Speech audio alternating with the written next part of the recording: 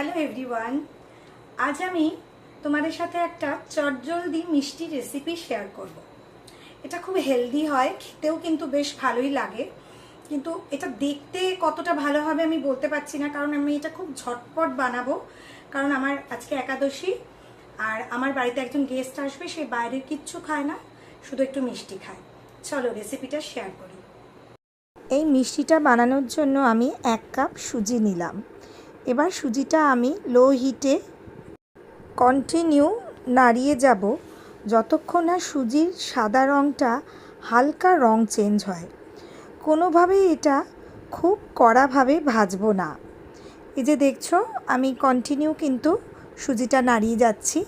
এরপরে আমি 3 table spoon ঘি নিলাম। এই ঘিটা মেল্টেড নয়, মেল্টেড নিলে এটা 2 টেবিল স্পুনই হয়ে যাবে। এরপরেও আমি কিন্তু সুজিটা কন্টিনিউ নাড়িয়ে যাব, কোনোভাবেই যেন দলা পাকিয়ে না যায়। এভাবে করার পর আমি 2 টেবিল স্পুন চিনি নিলাম।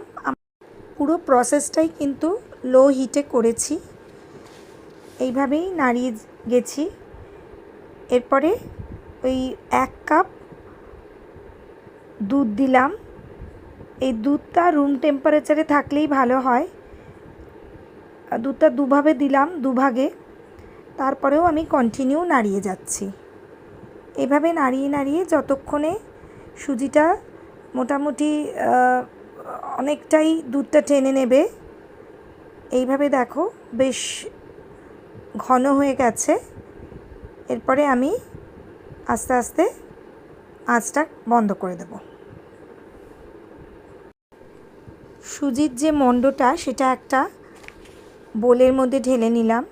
এবার একটু হালকা ঠান্ডা করে নিলাম, খুব বেশি ঠান্ডা করার দরকার নেই, এটা হালকা গরমেই ভালো হবে। এরপর আমি 1 টেবিল স্পুন এর মধ্যে ময়দা দিলাম। ময়দাটা দেওয়া জাস্ট বাইন্ডিংটা ভালো হওয়ার জন্য।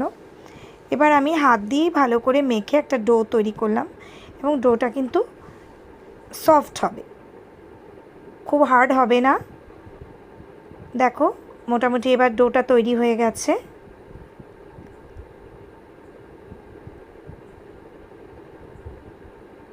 ডোটা 2 ভাগে ভাগ করে নিলাম, এটা জাস্ট সুবিধের জন্য, আর কিছু না।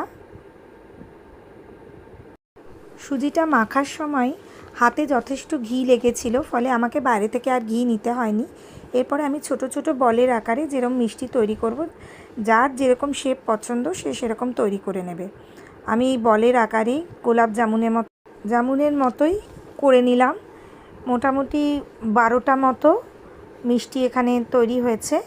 এবার আমি একটু প্রত্যেকটা মিষ্টির ওপরেই একটা করে কাজু দিয়ে দিলাম। এটাও অপশনাল, যার যেটা ইচ্ছা হবে, যে ড্রাই ফ্রুটস যেরকম কাজু, কিশমিশ, ওয়ালনাট, পেস্তা, যার যেটা পছন্দ হবে সে সেটাই দিতে পারে। আমি আপাতত কাজু দিয়েছি। এবার চিনির শিরাটা তৈরি করছি। এখানে 1 কাপ চিনি আর 2 কাপ মতো জল দিয়েছি। আমরা মিষ্টি একটু কম খাই, বারবারই বলি এটা। এখানে আমি 1 কাপের থেকেও একটু কম চিনি দিয়েছি, কিন্তু নর্মাল মিষ্টিতে 1 কাপ তো দিতেই হবে। এবার যখন শিরাটা ফুটছে তখন আমি 2টো এলাচ ফাটিয়ে দিয়ে দিলাম। কড়াইতে তেল গরম হলেই এবার এক এক করে মিষ্টিগুলো ছেড়ে দেব। ওদিকে শিরাটা প্রায় রেডি হয়ে এসেছে। একটুখানি ঘন হয়ে গেলেই কিন্তু আমরা শিরাটা বন্ধ করে দিতে পারি। ওদিকে আমি তেলে মিষ্টি ছেড়েছি। মিষ্টিগুলোকে একটু আস্তে আস্তে ভাজছি। শিরাটা প্রায় রেডি, ভালো মতো ফুটে উঠেছে। এবার মিষ্টিগুলোকেও একটু উল্টে উল্টে দেখলাম যে ব্রাউন কালার এসে গেছে, মানে মিষ্টিটাও প্রায় রেডি হওয়ারই পথে। এগুলোকে একটু আস্তে আস্তেই নাড়াচাড়া করছি, কারণ খুব সহজে এগুলো ভেঙে যেতে পারে। এবার মিষ্টিগুলো রেডি হয়ে গেছে।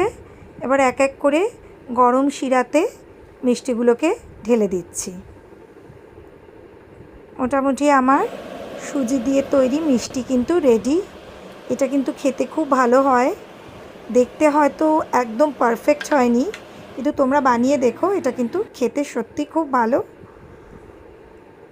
তোমাদের কেমন লাগলো আমাকে একটু জানিও। আশা করছি ভিডিওটা ভালো লেগেছে। Thank you.